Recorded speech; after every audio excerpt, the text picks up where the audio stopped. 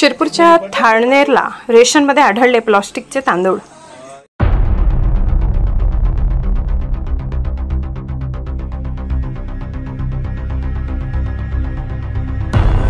शासनाकडून गरिबांच्या जीवाशी केला जातोय खेळ।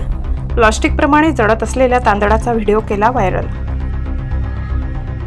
प्राप्त माहितीनुसार गेल्या काही दिवसांपासून राज्यामध्ये वाटप करण्यात येत असलेल्या धान्यात प्लास्टिक सदृश तांदूळ आढळून येत असल्याने रेशनचे धान्य वापरणाऱ्यांमध्ये भीतीचे वातावरण पसरले।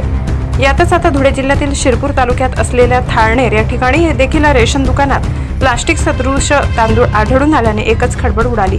या ठिकाणच्या काही नागरिकांनी धान्य घेतले। यावेळी तांदूळ धुतल्यानंतर तांदूळ पाण्यावर तरंगू लागल्याने त्यांनी हे तांदूळ तव्यावर गरम करून पाहिले असता तांदूळ प्लास्टिक प्रमाणे विरघळत असल्याचं त्यांच्या लक्षात आले। यावेळी त्यांनी सरपंच मेघा निकम यांच्याकडे तक्रार केली। सरपंचांनी याची गांभीर्याने दखल घेत शिरपूर तहसीलदारांना व्हॉट्सअपच्या माध्यमातून याबाबत तक्रार केली आहे। आज थाळनेर येथे काही ग्रामस्थांची तक्रार आली होती की तांदळामध्ये काही प्लास्टिकचे कण आढळून येत आहेत, प्लास्टिकचे तांदूळ आढळून आहे आणि त्या प्रकारचे व्हिडिओ त्यांनी शेअर केले। तो तांदूळ जाळला असता तो एकत्र झाला आणि चिकटून बसला।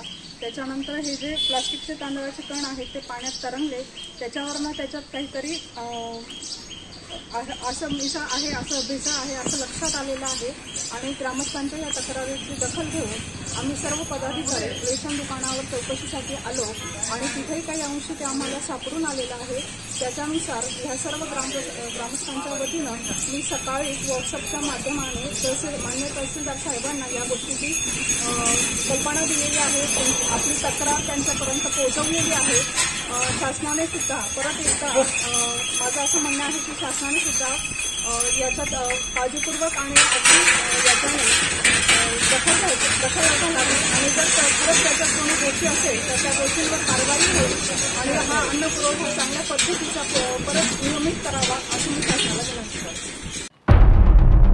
दरम्यान यावेळी सरपंच, जिल्हा परिषद सदस्य, ग्रामविकास अधिकारी यांनी तात्काळ रेशन दुकानात जाऊन याबाबत पाहणी केली असता यावेळी त्यांना प्लास्टिक सदृश तांदूळ आढळून आलाय।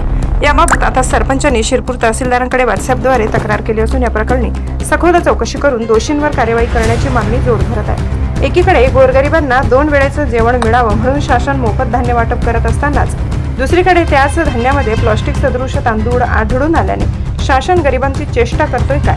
नागरिकांच्या जीवासोबत शासनाकडून खेळ केला जातोय का? यासारखे अनेक प्रश्न या निमित्ताने आता उपस्थित झाले आहेत। Bureau report, Dhule. सहसंपादक अनेक बोला।